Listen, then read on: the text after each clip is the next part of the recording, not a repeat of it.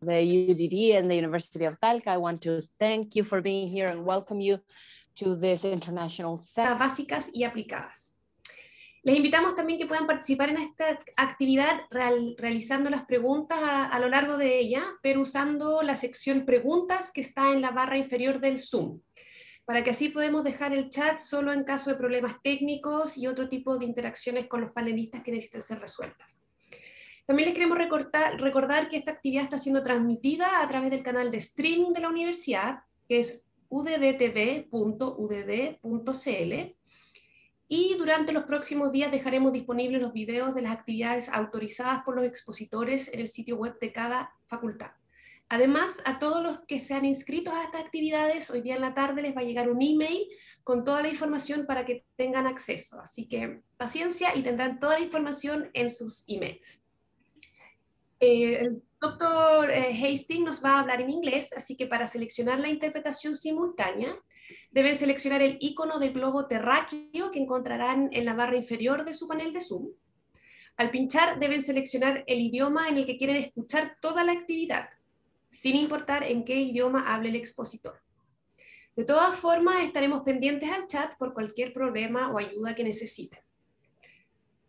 You already know, Paul, that to select simultaneous interpretation, you must select the globe icon and click in there, and in your case, select English, so you can hear when we talk in Spanish. Como todos los días que no nos ha fallado la tecnología, esperemos que este no sea la excepción y que las conexiones nos acompañen, pero les pedimos consideración si es que tuviésemos algún problema técnico durante la charla. Sería una pena que el último día lo hubiese, pero nunca se sabe. Agradecemos a todos los profesionales y estudiantes interesados en participar en esta actividad. Y ahora tengo el honor de presentar a nuestro siguiente invitado, que se llama Paul Hastings. Él es profesor en el Departamento de Psicología de la Universidad de California, Davis.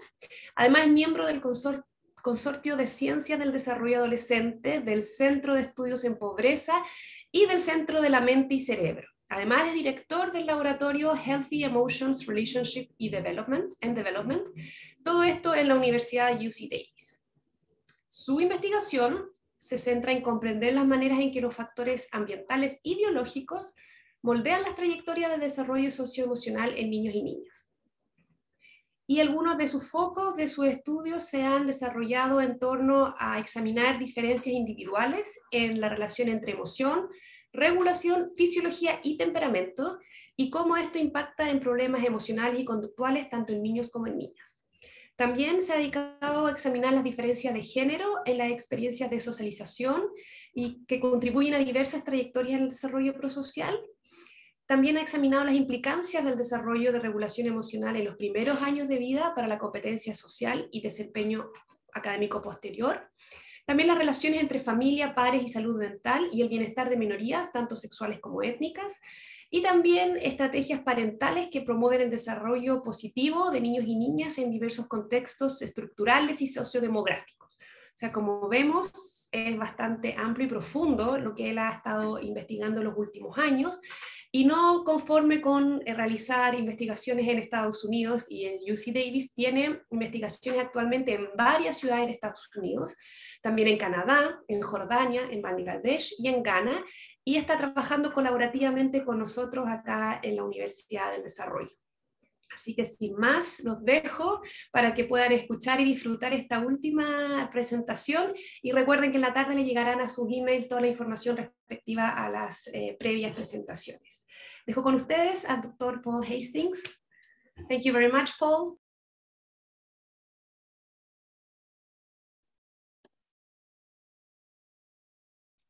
Muchas gracias, Daniela, y muchas gracias a todos por esta maravillosa invitación. Estoy realmente encantado de poder hablar con ustedes. Voy a tratar de establecer esto, de configurar mi pantalla para poder compartirla, a ver si es que está funcionando. Por ahí vamos. Todos ven mis slides, ¿cierto? Excelente. Entonces, hoy vamos a estar hablando acerca del desarrollo afectivo de la psicofisiología, es decir, cómo podemos entender los links entre la función del sistema autonómico y también el desarrollo de los niños y el bienestar emocional. Vamos a empezar definiendo algunos términos claves de los que vamos a estar hablando, que tienen que ver con la emoción y con la regulación emocional, y explicar también cómo el sistema autonómico funciona, como una revisión general de eso. Este tiene dos ramas y voy a estar hablando de ellas, de qué hace cada una de ellas y cómo funcionan. También vamos a ver algunos principios que aplican en cuanto a nuestro entendimiento, tanto emocional como fisiológico, en cuanto a los funcionamientos fisiológicos. Tenemos que pensar acerca del desarrollo emocional de los niños y su fisiología. Y la mayoría de la charla va a tener que ver con la investigación que hemos estado haciendo para poder abordar estas ideas de cómo la fisiología en el desarrollo va funcionando. Y después vamos a cerrar un poco de cómo podríamos mirar hacia el futuro. Entonces, brevemente, las emociones se pueden definir como cambios integrativos en los sistemas de comportamiento cognitivo, perceptuales y neurobiológicos en respuesta a algunas señales, a algunos eventos. Entonces, la respuesta a este estímulo tiene que ver con los objetivos. Las emociones no son cosas, no podemos apuntar a algo y decir, eso es rabia, es pena, eso es alegría. Las emociones son procesos que van movilizando los recursos de nuestros cuerpos para poder involucrarnos de manera efectiva con las cosas que estamos experimentando en el mundo y que están evocando estas emociones. La regulación emocional es hasta qué punto la gente es capaz, ya sea a través de procesos internos como la neurobiología o los procesos externos como las relaciones, ya sea que sean automáticas, que no sepamos ni siquiera qué están pasando, o que sean deliberadas y conscientes. Los procesos que las personas utilizan para tener esa experiencia y esa expresión de la emoción más afectiva hace que se pueda llegar al objetivo. Entonces el estímulo evoca una emoción y la regulación emocional es la modulación de esta experiencia emocional y de esta expresión para poder mejorar el alcanzar un objetivo. Y para las especies sociales como los humanos, el estímulo primordial para elicitar estas emociones y la regulación emocional son las interacciones que tenemos con otras personas. Esta idea de la regulación emocional tiene que ver con una perspectiva psicoevolucionaria de cómo hemos llegado a ser las especies que somos. Las teorías funcionales de las emociones sugieren que hemos desarrollado y hemos retenido el repertorio de emociones que podemos experimentar debido al hecho que han sido útiles y efectivas para nosotros. La felicidad le comunica a la gente que somos personas a las que se puede acercar, que buenas cosas van a pasar si se acercan con nosotros y que vamos a compartir esta alegría con ellos. En cambio, la tristeza hace que nosotros paremos un poco, veamos dónde pasaron nuestras pérdidas y le enseñamos a las otras personas que necesitamos su asistencia con esa sensación, con ese sentimiento. La rabia es tratar de pasar estas cosas, sobrepasar los problemas que están trabándonos de alguna manera. Nuestras experiencias se ven desde muy temprano, en la infancia, las experiencias que evocan emociones, pero la infancia es esta etapa en que dependemos de nuestros cuidadores. Los mamíferos y en particular los primates, incluyendo los humanos, nacen con muy pocas capacidades de autocuidado comparado con los reptiles y anfibios y los peces. Nosotros requerimos de un cuidador para que ellos puedan satisfacer nuestras necesidades y la forma en que hay que hacer eso es a través de la comunicación emocional. Los lactantes son preverbales, pero ellos están totalmente sintonizados con las fases de sus cuidadores y con las expresiones faciales de sus cuidadores.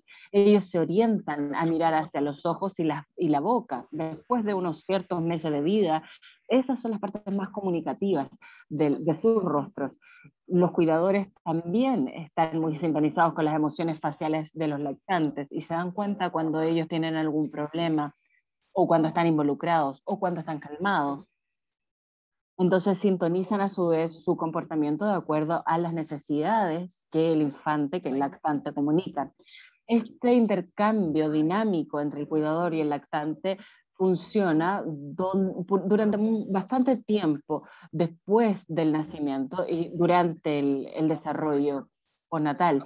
El sistema nervioso y otros sistemas del cuerpo están desarrollándose en el contexto de esta interacción social cerrada.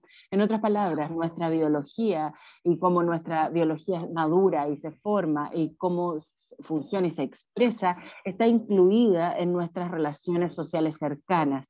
Y cuando nos vamos extendiendo, ya nos vamos pasando a la niñez y más allá de la niñez, las esferas sociales se expanden y lo que se ha aprendido se va usando. Nuestro cuerpo va aprendiendo a reaccionar a las expresiones emocionales de otros y así vamos teniendo otras relaciones subsecuentes que nos ayudan a seguir aprendiendo los links entre el entorno social y nuestras emociones y la expresión de nuestras emociones. Hoy nos vamos a enfocar en el rol del sistema nervioso autonómico en estos procesos. Por varias razones. Una tiene que ver con el aspecto de la función neurobiológica que se ha medido por mucho tiempo para poder sentirla, para poder medir lo que pasa en el sistema nervioso autónomo. Entonces, sabemos mucho acerca de él. Pero muchas de las formas en las cuales esta tecnología fue aplicada y entendida, era bien simplista o reduccionista. No se trataba solamente de entender la complejidad de la dinámica del sistema y de sus integraciones con el resto del cuerpo y también con nuestro entorno. Vamos a hablar mucho acerca de eso en la charla. La otra razón para poder enfocarse en el sistema nervioso autónomo es que los medios principales de comunicación entre el resto y el cerebro y el resto del cuerpo tienen que ver con él. Cuando percibimos el entorno, el sistema parasimpático y simpático del sistema nervioso autónomo lo hace todo muy rápido, en milisegundos. Toma su reconocimiento perceptual del estímulo y comunica esto virtualmente a todo el cuerpo, a todo lo que está pasando dentro de su cuerpo y hace que ellos respondan a este estímulo de cualquier forma en que su cerebro esté empezando a entender las implicancias y el significado de lo que está pasando. Su cuerpo ajusta sus niveles de actividad y esa información vuelve de vuelta como información al cerebro para informarlo acerca de cómo está el cuerpo preparado para involucrarse en esta reacción. Entonces es un flujo dinámico de información en el sistema nervioso autónomo que coordina al cuerpo y lo prepara para poder involucrarse con los otros.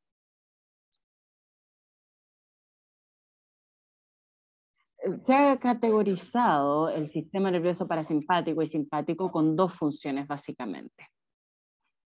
El parasimpático se llama el sistema de descansar y digerir, porque el nervio principal a través del cual el cerebro se comunica con el resto del cuerpo, primariamente tiene que ver con calmar o con disminuir los niveles de agitación del cuerpo y facilitan un proceso más restaurativo, como por ejemplo la digestión y el descanso, cuando aumenta su influencia. Entonces este sistema parasimpático lo que hace es calmar al cuerpo. Por otra parte, el sistema simpático, que activa casi los mismos tejidos que el sistema parasimpático, tiene que ver con una respuesta de luchar o huir. Es un sistema de activación activa y esta activación llega a aumentar la agitación. Entonces esto es una sobresimplificación de cualquier manera de cómo estos dos sistemas funcionan juntos. No son antagonistas puramente, sino que tienen un modo de función más sinérgicos también y son bien complejos porque activan los mismos tejidos como el corazón, por ejemplo. El corazón, que es donde el nervio vago y en los nervios parasimpáticos llegan a diferentes niveles del cuerpo, del corazón, trabajan juntos en el funcionamiento de cualquier tejido en particular como el corazón para poder manejar y configurar la forma en que funcionan. Hay algunos tejidos que solamente son activados por un sistema o por otro. Por ejemplo, nuestras glándulas sudoríparas están activadas exclusivamente por el sistema nervioso simpático.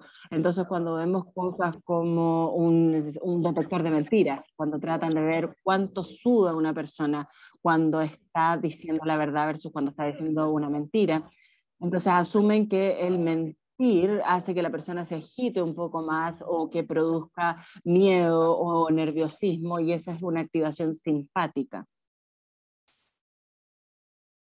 Entonces lo que nos lleva a todo esto es que al ver el funcionamiento de los diferentes tejidos del cuerpo, empezamos a tener un sentido de cuánto el sistema nervioso simpático y parasimpático están siendo activados y desactivados durante diferentes situaciones. Para el sistema parasimpático, principalmente vamos a ver cosas que tienen que ver como alta variabilidad del cuerpo, de los latidos del corazón. Nuestro corazón no late de forma regular. ¿Sí? Nuestro corazón, tenemos una frecuencia cardíaca de 60, no significa que sea una por segundo, sino que es variable, no hay un intervalo constante en este minuto en que medimos. Esa variabilidad no es aleatoria, y hay formas en que podemos aislar estadísticamente los componentes de esta variabilidad, que son atribuibles a la influencia del sistema nervioso parasimpático. A veces tiene que ver con el tono vagal o la variabilidad de la frecuencia cardíaca. Y hay diferentes formas de cuantificar esto, como por ejemplo la arritmia del corazón. Por ejemplo, usted cuando inhala, su corazón se acelera, y cuando exhala, se ralentiza. Eso tiene que ver con el sistema nervioso parasimpático y cómo interfiere en los latidos del corazón. Tenemos un periodo de proyección o el PEP, que tiene que ver con lo que pasa en el corazón, y es cuán rápido entre el nodo atrial del corazón se activa una señal que empieza un nuevo latido para poder abrir una válvula y dejar que la sangre empiece a fluir a un ventrículo. Mientras más intervención del corazón haya desde el sistema parasimpático, más breve va a ser este periodo de eyección. Es decir, el corazón va a bombear más rápidamente.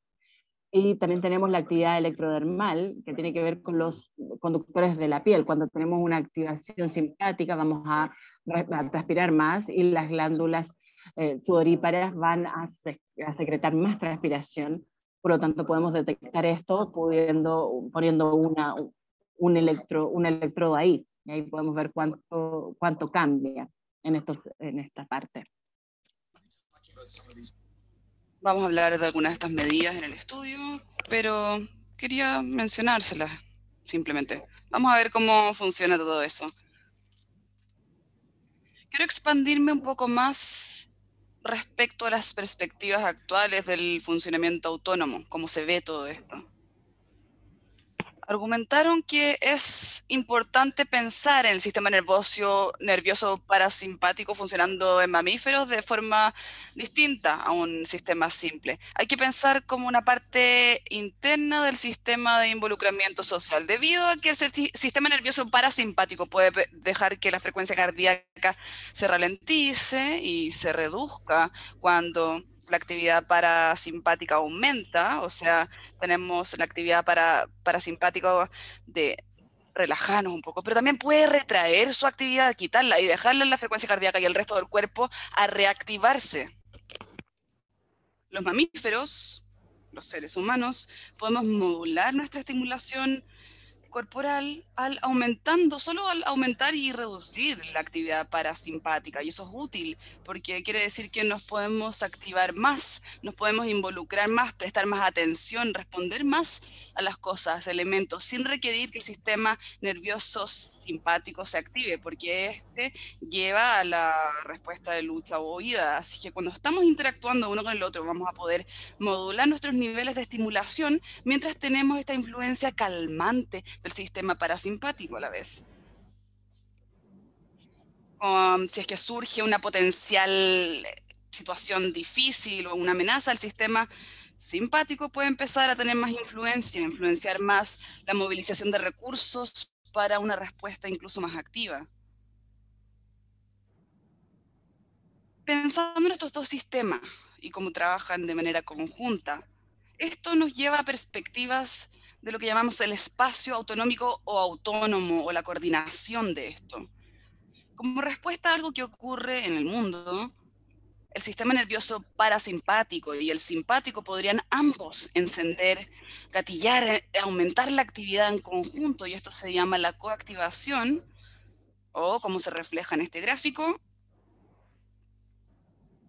el nivel de regulación que está sucediendo. Por lo general hay más regulación en el cuerpo de ambas partes del sistema nervioso, o quizás ambos pueden reducir su influencia, y eso se llama la coinhibición, una reducción en las regulaciones autónomas mediante ambas partes.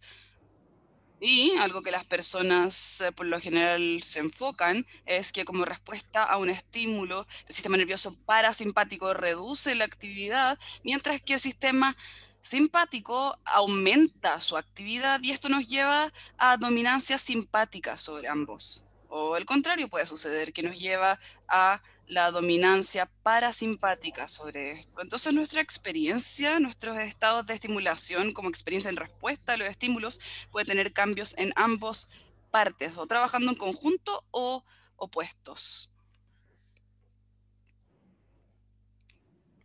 Entonces, ¿cómo vamos a aplicar este entendimiento del cuerpo a los niños, a su funcionamiento emocional? Mientras pensamos en esto, tenemos que reunir las ideas, que la regulación de emociones y las emociones son procesos dinámicos, son respuestas. Lo que quiere decir que la regulación autónoma también tiene que ser entendida como un fenómeno dinámico, que se desenlaza con el tiempo, que no hay ninguna razón para pensar que va a ser que más es mejor o menos es mejor o que más es peor, sino que va a ser una asociación lineal. Que podrían haber partes muy complicadas entre cambios de actividades y cambios de la función emocional. El hecho que las emociones y la fisiología son respuestas a estímulos y eventos significa que tenemos que entender que el significado de la fisiología está integrado en el contexto al cual le estamos respondiendo. Si es que estamos observando algo que nos da miedo, por ejemplo, y algo que nos provoca ira, no necesariamente esperaríamos la misma respuesta fisiológica, que suceda la misma respuesta fisiológica de manera alternativa. Si es que estamos observando la conducta de un lactante, un niño, y lo vemos riéndose o que se ve feliz, tenemos que entender qué es lo que evocaba esa felicidad y risa para entender su significado, qué es lo que está pasando de manera fisiológica. Un niño que se está riendo es porque alguien está diciendo un chiste y está siendo chistoso. Probablemente está experimentando una fisiología distinta que un infante o un niño que se está riendo porque han visto a otro par que se cayó de su bicicleta y se pegó en la rodilla y está llorando en el suelo. La misma conducta, mediante la expresión, en distintos contextos y situaciones, podría involucrar estados fisiológicos muy distintos. Un tercer principio es que las relaciones tienen que ser entendidas como el contexto primordial para la forma en la cual este funcionamiento fisiológico se desarrolla y se expresa. La crianza es la naturaleza. Nuestra experiencia de cuidar y de relaciones moldea nuestra expresión corporal, y nuestros cuerpos luego actúan mediante nuestras relaciones para poder influenciar nuestro ajuste de conductas, de emociones. Todo esto cambia con el desarrollo. Los lactantes, a los niños, los adolescentes, a los adultos, nuestras emociones cambian, nuestras relaciones cambian de crianza, nuestra fisiología cambia, y las relaciones entre todo esto también quizás cambian. Y eso es una perspectiva muy complicada de estas dinámicas múltiples con el tiempo que están ocurriendo. Pero no deberíamos ahondar en las investigaciones, entrar a investigar asumiendo que las cosas van a funcionar de manera similar en adultos y en jóvenes, sino que tenemos que ver lo que es similar y lo que es diferente, y los cambios también con el tiempo. Y el último punto es que, a pesar de que las investigaciones por lo general se enfocan en un sistema fisiológico a la vez, las capacidades de lo que podemos medir, todos los sistemas existen dentro de un único cuerpo. Entonces el sistema nervioso autónomo tiene dos partes, la misma parte del acceso pituitario, los otros sistemas inmunológicos, por ejemplo, todos estos elementos están funcionando en conjunto, así que cuando estamos observando un sistema a la vez en los estudios, tenemos que pensar en las implicancias de todo, cómo se coordina con el resto del cuerpo. Veamos algunos ejemplos de esto. En la investigación que yo he realizado con mis colegas y mis estudiantes acá en la Universidad de California, hay bastante evidencia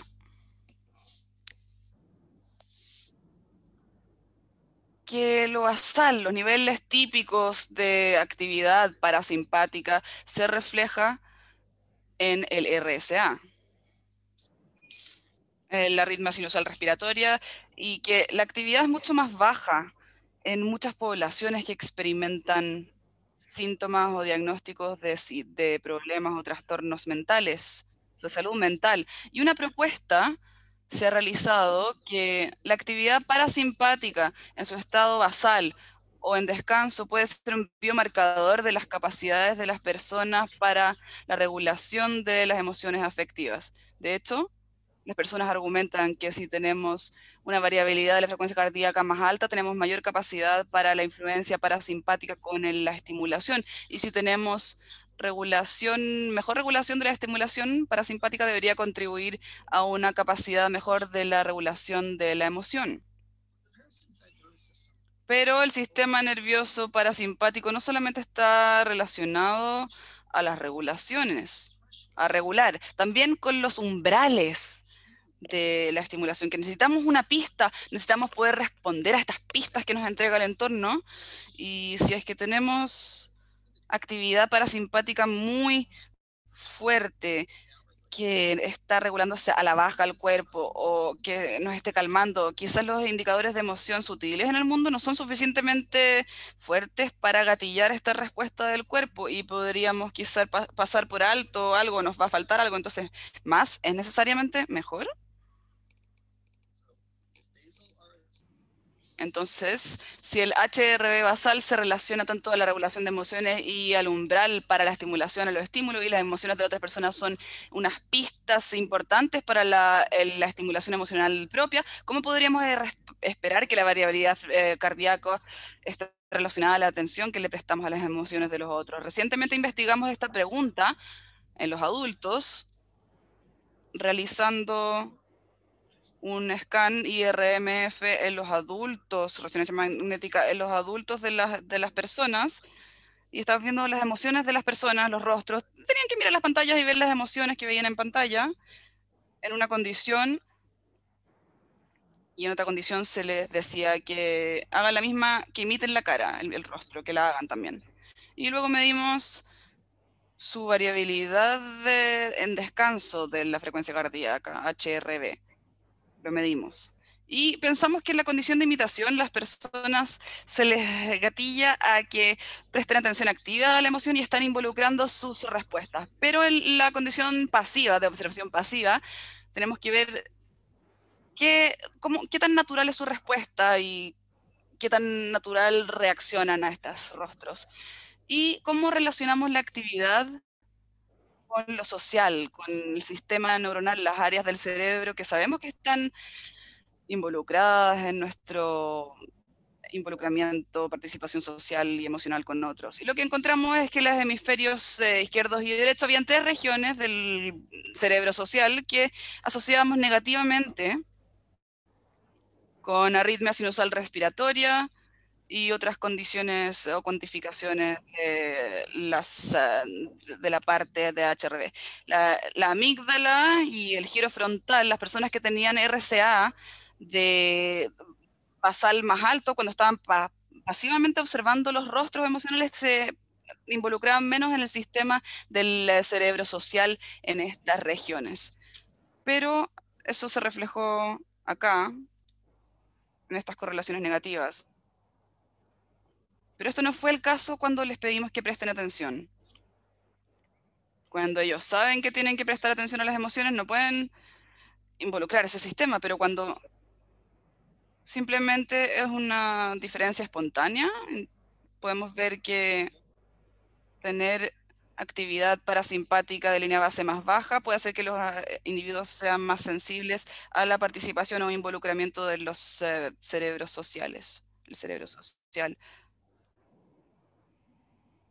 Entonces, el RCA alto, basal alto, la regulación de emociones, pero también tenemos lo otro, que un HRR basal más bajo refleja el umbral de la estimulación emocional. Entonces, ¿cuál es lo óptimo para el bienestar?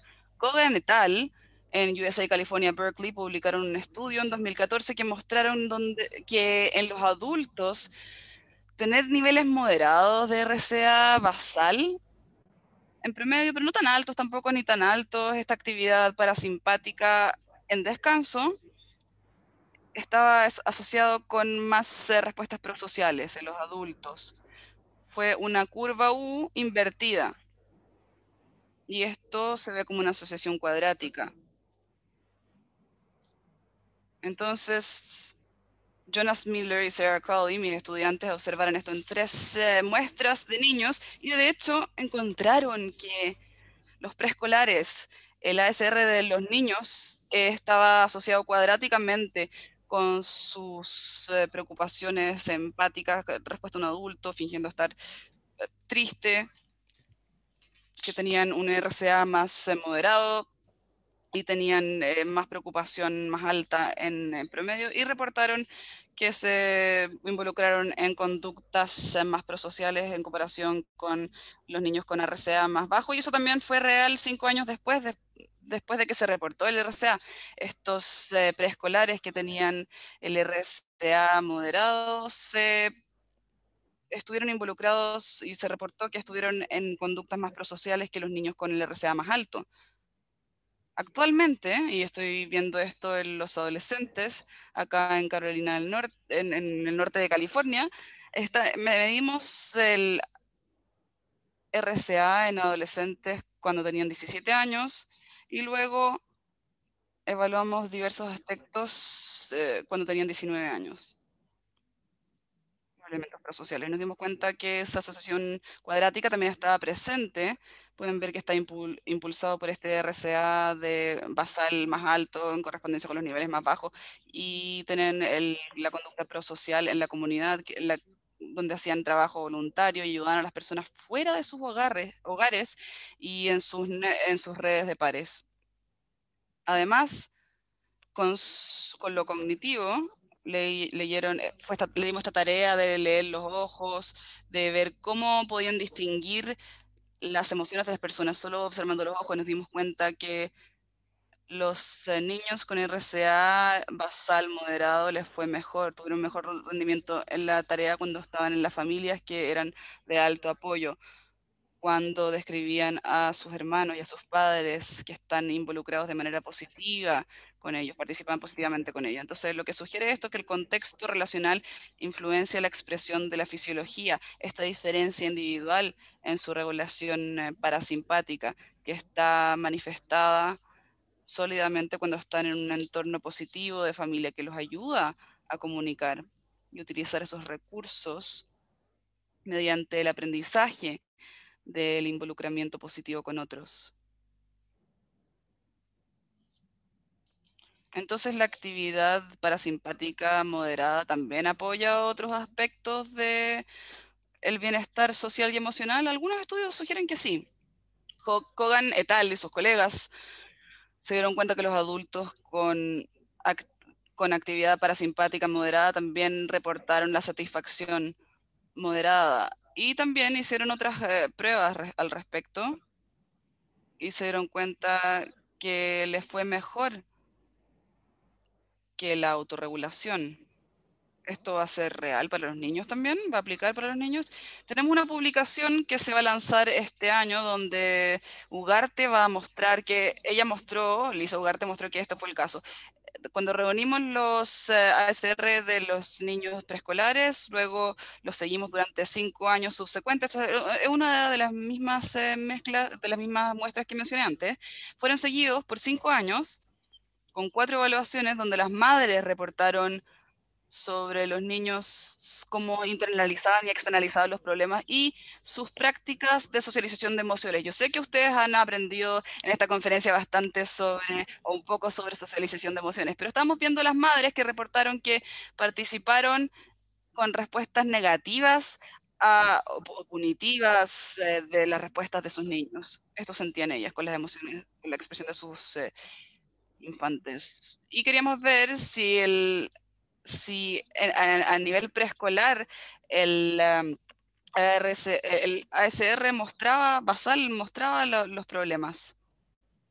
Nos dimos cuenta que los niños con RCA basal moderado, con 3 años y medio de vida, tenían menos problemas internalizados y externalizados en las 4 evaluaciones subsecuentes que los niños con la RCA más alto o más bajo. Y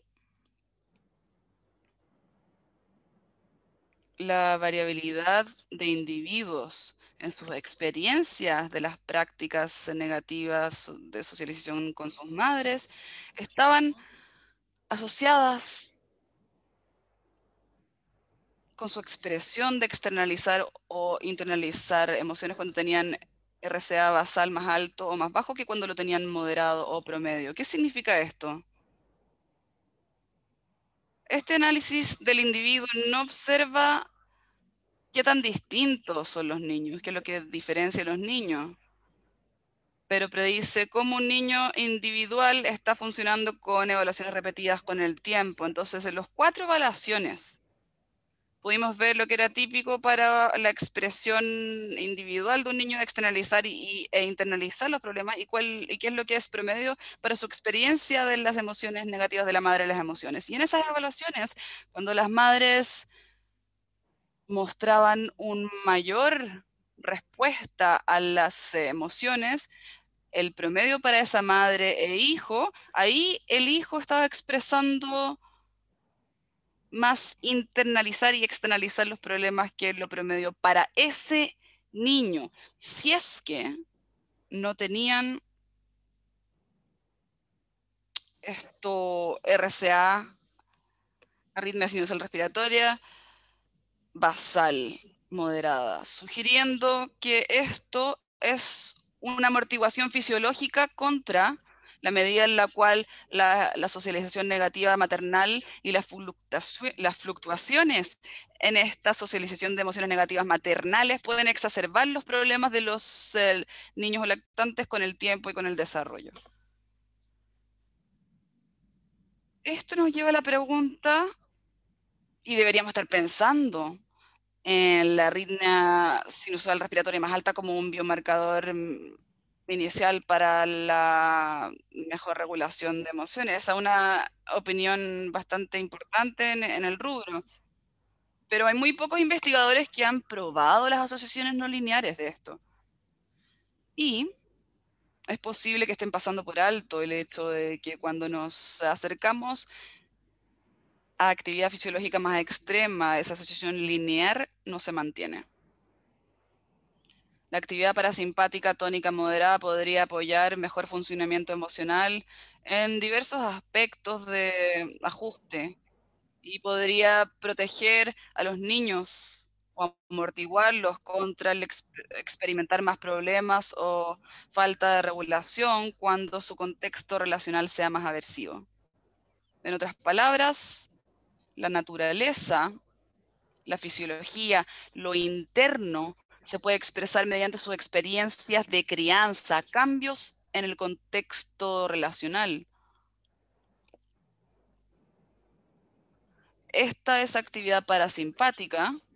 Hablamos que habían 2 elementos de este sistema. ¿Y qué es lo que sucede con el sistema nervioso simpático? ¿Está involucrado entonces en esta respuesta prosocial? Cuando piensan al respecto, cuando tenemos que pensar de manera positiva o estamos tratando de actuar de manera positiva como respuesta a otros, es una conducta que requiere movilización de recursos. En una revisión extensa de la literatura que existe hasta 2010, a la mitad de 2010, mis colegas y yo concluimos que Estos estudios sobre los enlaces entre las actividades autónomas y lo prosocial nos llevaba a un patrón de coactivación autónoma o aumentos modestos simultáneos tanto en la inervación parasimpática y simpática de los tejidos del cuerpo, y se llevaba hacia algo que conducía más a respuestas más positivas, afectivas o conductuales, en otras palabras, a las necesidades de otros. Ser prosocial quiere quizás requerir la actividad de ambos sistemas, no de solo uno. Nosotros testeamos esto en el laboratorio del Dr. Hasler, y Nick Benallet también trabajó en esta disertación. Y de hecho él encontró que cuando él vio el balance cardíaco autonómico relacionado con la influencia de los sistemas nerviosos simpáticos y parasimpáticos en el corazón, 9 de 10 niños que tenían niveles moderados de balance autonómico cardíaco estaban más dispuestos a tener más altos niveles de predisposición de donar más dinero a niños enfermos en el hospital. Estos eran niños que estaban recibiendo dólares por las tareas que estaban haciendo en el estudio. Después de hacer varias tareas, se les decía que si querían podían donar dinero a otros niños que estuvieran en ese hospital, pero no tenían que hacerlo, era solo voluntario. Y los niños podían poner algo de dinero en una cajita para otros niños si es que querían hacerlo. Y lo que podemos ver acá es que los niños que tenían niveles moderados de un balance autónomo cardíaco en línea base en la actividad parasimpática y parasimpático donaban muchísimo más dinero, de 4 a 10 dólares en promedio, que los niños que tenían una actividad simpática dominante, un PEP más alto o RSA más alto, tenían ese comportamiento, donaban menos dinero. Y a propósito, ese dinero de verdad lo donaban a los niños en el hospital, así que no estábamos engañando a los niños. Algunos niños, algunas personas han llamado esto el efecto Goldilocks o risitos. Hay como un punto dulce de la actividad parasimpática y simpática que le ayuda a los niños a estar preparados para involucrarse en comportamientos activos bien regulados que benefician a otros. Y cuando pensamos acerca de esto, no es dinámico, nada de esto lo es. Estamos hablando acerca de fisiología de base, son diferencias con las que los niños nacen antes de tener un estímulo. ¿Qué pasa cuando realmente están respondiendo a un estímulo emocional? ¿Cuáles son las respuestas autónomas bien reguladas? Sarah Crowley ha hecho varios estudios examinando este tema, y lo que ella ha medido es el índice simpático del PEP, del periodo de acción. Entonces ella codificó las emociones expresadas y los comportamientos de regulación emocional cuando pasaban por actividades frustrantes a 3 años y medio. Usó en la tarea de círculo imposible, donde los niños tienen que dibujar un círculo perfecto. Entonces ellos se les decía, no, ese no es un círculo perfecto, trata de nuevo por 3 minutos. Y también una tarea de puzzle imposible para niños de 6 años. Entonces se les daba partes del puzzle que estaban incorrectas, entonces no había forma de resolver el puzzle. Eso evoca frustración, irritación, rabia. Y uno esperaría que que hubiera una reacción simpática ante esto. Pero después tratábamos de corregir la situación. Entonces la persona que estaba con ellos se disculpaba, les daba las piezas correctas del puzzle o reconocía que uno de los círculos había quedado realmente muy bien. Entonces pasaban por un periodo de recuperación, tratar de volver a un estado positivo. Entonces fue interesante ver cómo ocurrían los cambios fisiológicos durante la reacción de esta provocación y la restauración de la relación, y el niño volvía a tener comportamientos de regulación emocional. Y también le pedíamos a las madres que nos contaran qué era lo más típico en cuanto a emociones de sus hijos. La frustración es una emoción de activación que se refleja en menos PEP, es decir, un periodo de proyección más bajo, mayor SNS. Entonces lo que encontramos fue que para los niños que se involucraban en una verbalización positiva durante el periodo de reactividad, Es decir, cuando trataban de reformular su experiencia, podía ser que, claro, no fuera un círculo perfecto, pero de alguna manera es como un globo. Entonces ellos estaban mostrando este PP más corto, que tenía que ver también con la rabia, pero también después se recuperaban mucho más rápidamente que los niños que no habían tenido este tipo de verbalizaciones positivas.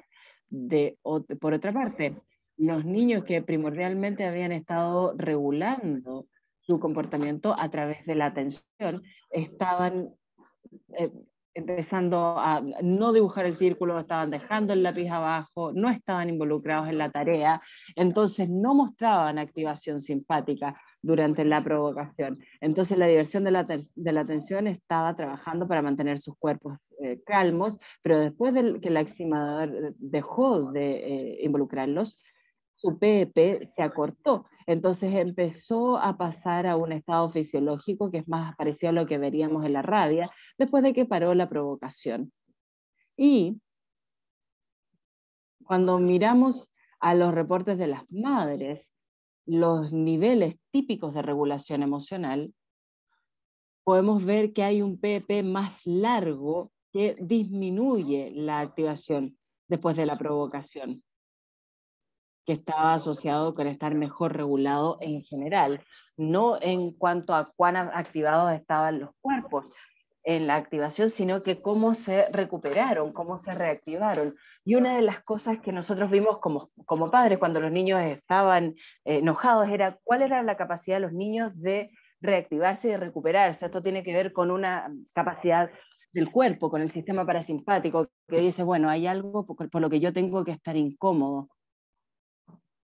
A los 6 años pasó algo muy parecido. Estos niños tomaron una desactivación parasimpática mucho más alta y el periodo de PEP era más largo después de la provocación. Esto lo describían las madres como un problema de externalización puro y en particular tenía que ver con menos problemas de regulación de la rabia. Entonces, estos cambios dinámicos en la fisiología estaban asociados con la regulación emocional de los niños y con sus capacidades de cómo poder expresar todo esto en su bienestar. Veo que pasa el tiempo, pero voy a rápidamente decir que hemos visto cosas similares acá con la actividad parasimpática. Como respuesta a los videos emocionales, registramos la fisiología de los niños y vemos que hay patrones similares de involucramiento y desinvolucramiento parasimpático a la ira o mostrar tristeza o miedo de los videos. Y cuando extrajimos este índice de flexibilidad vaga, la capacidad de reinvolucrar y desinvolucrarse de la actividad parasimpática, cuando hacemos esto nos damos cuenta que predice tener menos problemas de externalización, en particular, especialmente cuando los niños están o tienen madres que no tienen prácticas más autoritarias. Para esos niños que no muestran muy buena flexibilidad vaga acá con los cambios, cambio dinámico acá, el cambio menos apropiado para el estímulo. Si es que ellos experimentan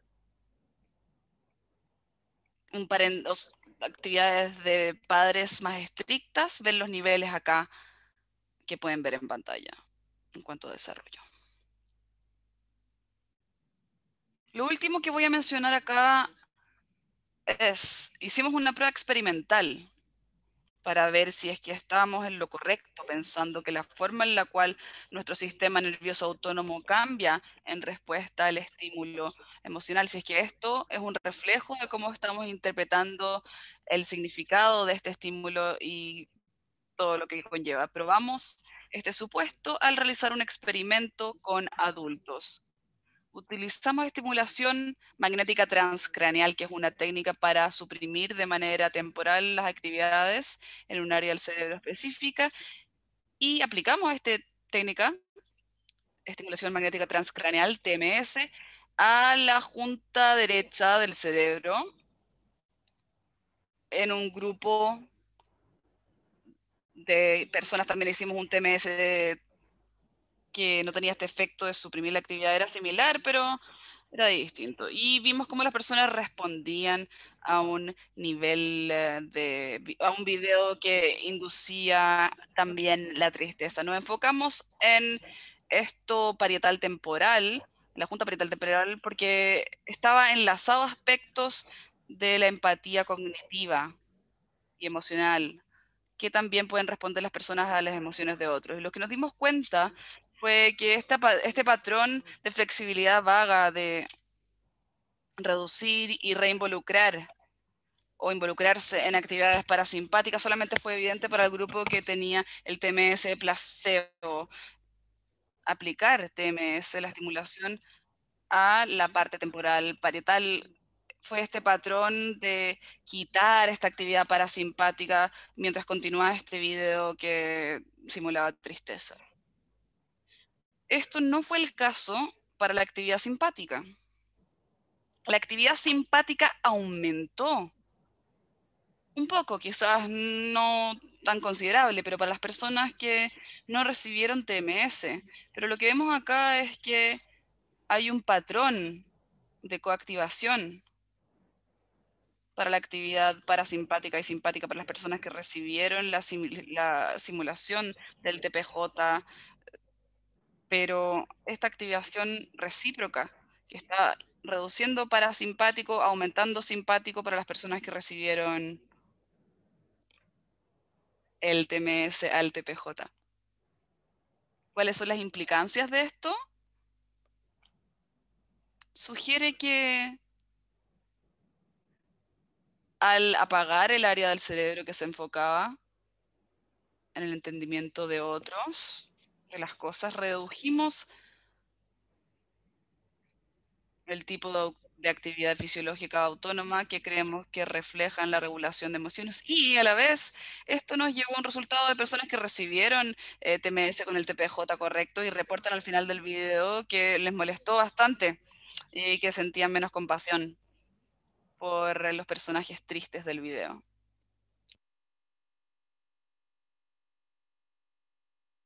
Para concluir, lo que estos trabajos están empezando a revelar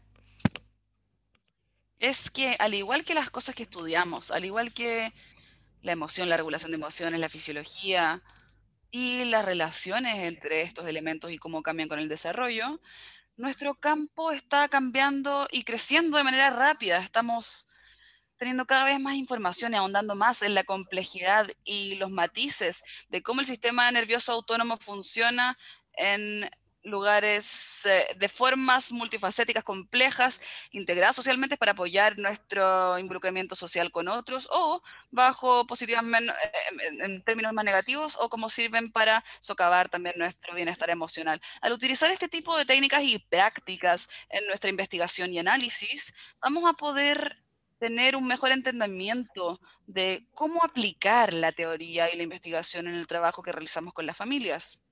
En otros estudios, y de los cuales no hablé el día de hoy, también hemos mostrado que cambiar las técnicas parentales cambia lo fisiológico de los niños y podemos hacer que estén más involucrados con las necesidades de los niños, los padres, y esto produce cambios en su actividad fisiológica que se parece más a la fisiología bien regulada que yo estaba describiendo el día de hoy. Entonces, para que nosotros llevemos a la práctica estos esfuerzos eficaces de ayudar a los niños a autorregularse y a tener un bienestar emocional, tenemos que entender la forma en la cual están trabajando los cuerpos y las experiencias en sus vidas que van a ayudar a los cuerpos a trabajar de mejor manera. Y esto fue por hoy mi conclusión. Muchas gracias.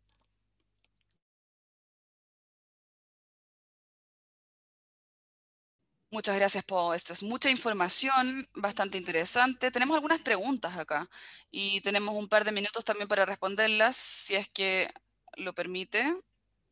Usted tiene que decir, párense, es que tiene que correr, ¿ya? Así es que, bueno, acá tenemos unas preguntas, una pregunta que está en inglés, así que la puedo leer directamente y se puede traducir, de Victoria Bravo, quien es de Kaiser, Oakland, California, de hecho. Y pregunta, Bueno, ella dice que ha habido un aumento de la ansiedad social en los adolescentes y en los niños. ¿Cómo se puede explicar esto desde actividad fisiológica y el entorno actual social? Gracias, eso es una pregunta muy interesante e importante. Una de las cosas que realmente nos gustaría haber podido hacer es continuar estos estudios durante los últimos 14 años de la pandemia, 14 meses, pero debido a la distancia social y los requerimientos sociales no pudimos trabajar directamente con las personas para poner electrodos en sus cuerpos y medir su fisiología cerca, cara a cara. Entonces, tenemos que adivinar un poco al respecto, pero las disrupciones que ocurrieron en esta situación de pandemia, con el aislamiento de los padres, con las familias todas juntas en un mismo lugar y no necesariamente teniendo espacios privados cuando quieren estar solos, con estos eventos inesperados, con miedo. Esto probablemente nos va a llevar a un estado de un aumento persistente de la dominancia simpática sobre nuestra estimulación fisiológica, nuestro sistema de lucha y huida que se ha activado crónicamente. Hay bastantes implicancias de esto porque hay muchos recursos emocionales exhaustos, entonces es muy costoso sobre el cuerpo mantener estos estados de estimulación, agitación, y esto va a quitar nuestras reservas y nuestra capacidad para calmarnos a nosotros mismos e involucrarnos en conductas positivas que a su vez se va a expresar conductualmente y emocionalmente como síntomas de ansiedad, de depresión y, al contrario, también con sensaciones de ira. Hay muchos trabajos que muestran que la eficacia con la cual los padres han ayudado a mantener la vida del hogar organizada, trabajando bien, ser sensible a las necesidades de los hijos, tanto para la rutina y lo predecible, para poder predecir y también para poder también sentarse y decir, ah, ya, tomémonos, necesitamos un espacio, necesitamos un descanso. Los padres pudieron hacer esto de manera más eficaz y los niños estaban con los niños que manifestaban menos problemas. Y también al revés. En uno de los estudios que sí pudimos continuar, en Jordania, medimos la fisiología de los niños y de las madres previo a la pandemia y nos enfocamos en ese estudio, en el cortisol, que es una hormona que se produce por el sistema hipopituitario, y podemos ver el cortisol acá, que es un repositorio de qué tanta actividad del HPA está sucediendo con semanas, meses, etcétera. Y vimos esto en 2019 en el estudio principal y luego en Jordania pudimos hacer que los padres fueran a reunir sus propios muestras de cabello después de 3 meses después de que la pandemia comenzó, en junio de 2020, y pudimos ver su fisiología anterior que está prediciendo su futura y cómo la fisiología está asociada con el funcionamiento y ajuste familiar. No hubo un aumento en el cortisol general antes y después de la pandemia. Y estos son familias de predominantemente bajo escaso, que están en el grupo. Eran familias que tenían bastante estrés antes de la pandemia también. Pero lo que encontramos fue que el cortisol de su cabello estaba asociado con el funcionamiento familiar. Las familias donde las madres han sido más capaces de mantener las cosas organizadas y predecibles y calmadas, involucradas, eso estaba asociado con niveles de cortisol más bajos en el cabello. De manera contraria, los niños que tenían niveles de cortisol muy altos desde un comienzo, sus niveles de cortisol se redujeron en comparación a antes de la pandemia que después de la pandemia. Si es que las madres habían sido parte de ese tipo de conductas. Entonces creo que hay un entendimiento, hay que entender bien las combinaciones de la naturaleza versus crianza y la fisiología. Y esto nos va a llevar mucho más allá para entender las razones por las cuales algunos individuos están manifestando niveles aumentados de depresión y de ansiedad y otros no. Y cómo podemos utilizar esa información para ayudar a manifestar todo esto.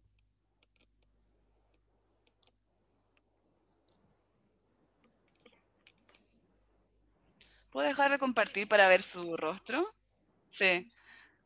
Bueno, acá tenemos otra pregunta de Carola Pérez, y la voy a realizar en español, así que, por favor, encienda la interpretación. Niños y adolescentes más o menos reactivos del temperamento, el impacto que la manera en que padres pueden ayudar o ejercer en la recuperación permite, por un lado, aceptar la emoción que surge, pero a la vez desarrollar capacidades regulatorias propias. Bueno, esto es más un comentario que una pregunta, pero lo piensa para buscar el mejor momento para una mejor recuperación.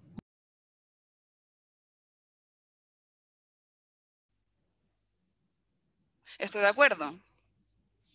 Sí, y necesitamos entender cómo estas cosas están funcionando en conjunto y va a afectar a los padres al igual que los niños.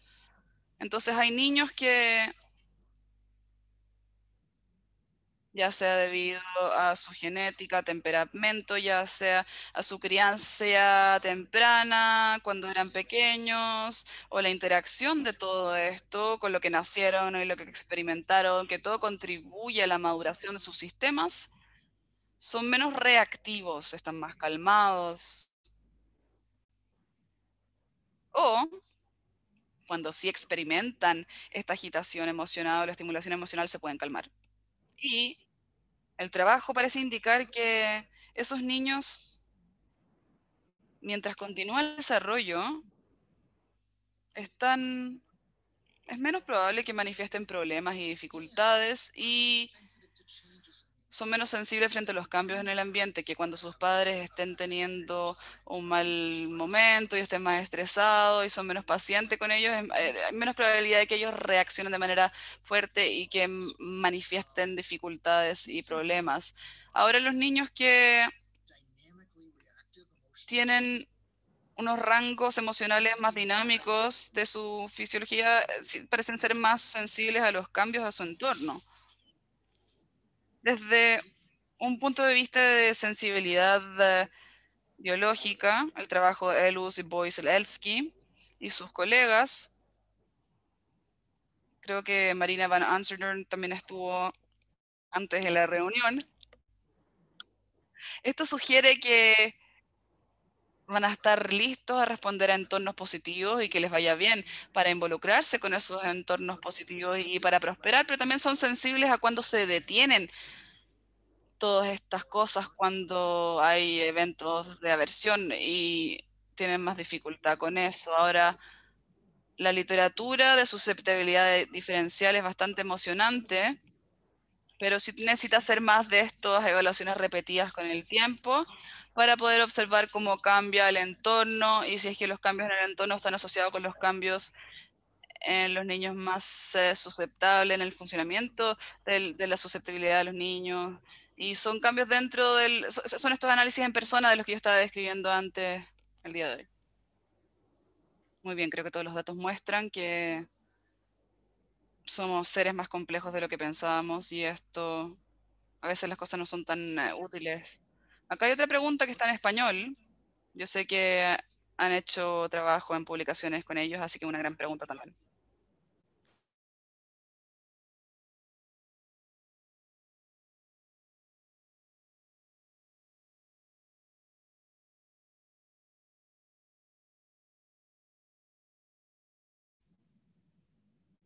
Entonces, enlaces entre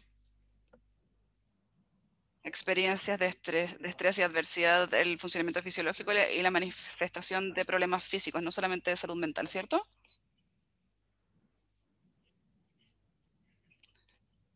Sí, en no en un estudio que yo hice, pero yo mencioné al doctor Cam Hasterner y su laboratorio después de la charla, y a Mick Allians, su investigación, y ellos hicieron un análisis secundario de algo nacional acá en los Estados Unidos, donde los adultos por muchos años han estado encuestados, han sido encuestados sobre su experiencia recolectada de su crianza, su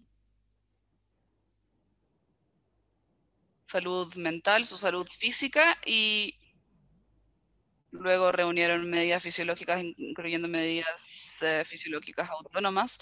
Y hay un campo de la investigación en la psicología de la salud que muestra que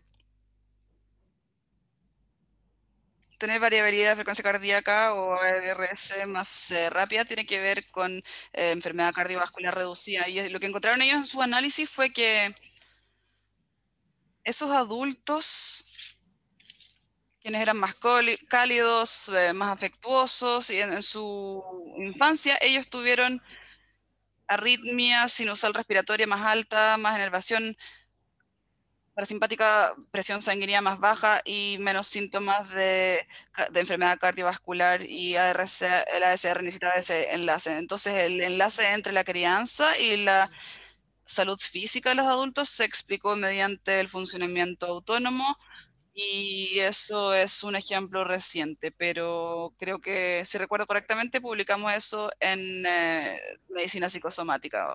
Y hay muchos otros estudios que muestran estos enlaces. Nosotros hemos hecho un análisis de los impactos de la pobreza sobre el funcionamiento fisiológico y hemos mostrado que la pobreza predice una peor regulación antiinflamatoria adrenocortical, y a la vez la regulación de esto está asociado con problemas físicos. Y eso fue en estudios que siguen a participantes desde inicios de la adolescencia hacia inicios de la adultez.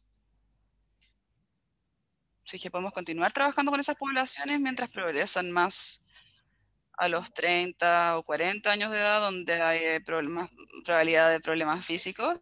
Podemos ver algunas nuevas asociaciones quizás que emerjan. Muy bien, nos pasamos un poco en el tiempo, pero ya que yo soy la moderadora, vamos a tomar la última pregunta. Es una pregunta para saber más de las intervenciones, porque están mostrando estos datos particulares sobre la fisiología basal y cómo podemos mejorar las intervenciones o entender mejor la trayectoria de los niños en la familia. Entonces, ¿cómo deberíamos ir más allá para tener otra forma quizás de evaluar esto? Porque, ¿cómo sabemos la fisiología basal de los niños? ¿Cómo sabemos la forma en la cual, porque la forma en la cual lo estamos haciendo ahora es muy costosa y no es fácil para todos, pero estos datos son importantes. Entonces, ¿cómo podemos encontrar Proxiso? ¿Qué podemos hacer con esta información?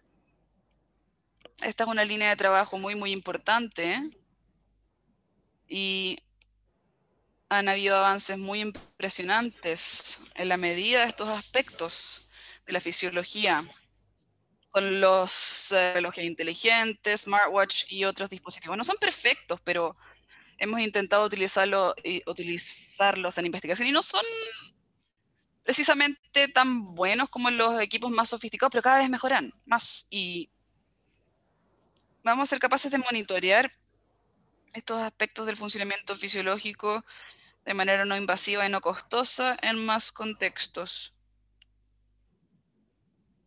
Mencioné a Sarah Kali un par de veces en la charla. Ahora está haciendo estudios postdoctorales en la universidad, y están haciendo estudios donde trabajan con familias, con niños, con altos niveles de problemas de conducta disruptiva, implementando terapia familiar y haciéndolo en su punto de cuidado primario, en las oficinas de los doctores o en la clínica comunitaria, y han medido la fisiología de los niños cuando entran por primera vez, cuando son referidos al tratamiento, y luego las madres están recibiendo las intervenciones de capacitación de padres para trabajar de manera eficaz con esos niños en medir la fisiología de los niños después. Y están haciendo todo dentro de la oficina, el punto principal de cuidado. La fisiología se estaba midiendo también. Fue un estudio bastante pequeño, pero bueno, vimos la factibilidad, e incluso en esas muestras pequeñas se dieron cuenta que en la asignación de ensayos de control aleatorizado están viendo algunos cambios adaptativos en la fisiología de los niños para los niños de madres que recibieron esa intervención en comparación con madres que no lo recibieron. Entonces, mientras cada vez seamos más capaces de incorporar estas medidas fisiológicas en el tipo de procedimientos de salud que hacemos con los niños, familias, con lo que ya hacemos con los padres de familia. Vamos a poder utilizar esta información de manera más eficaz para poder hacer algún tipo de personalización individual de qué es lo que necesitan las familias para apoyar su bienestar. Sí, tenemos que esperar la tecnología que avance. Sí, esta es una de las razones por la cual tenemos múltiples colegas en distintos campos que saben hacer cosas que nosotros no sabemos hacer. Voy a cambiar a español ahora para decirles adiós.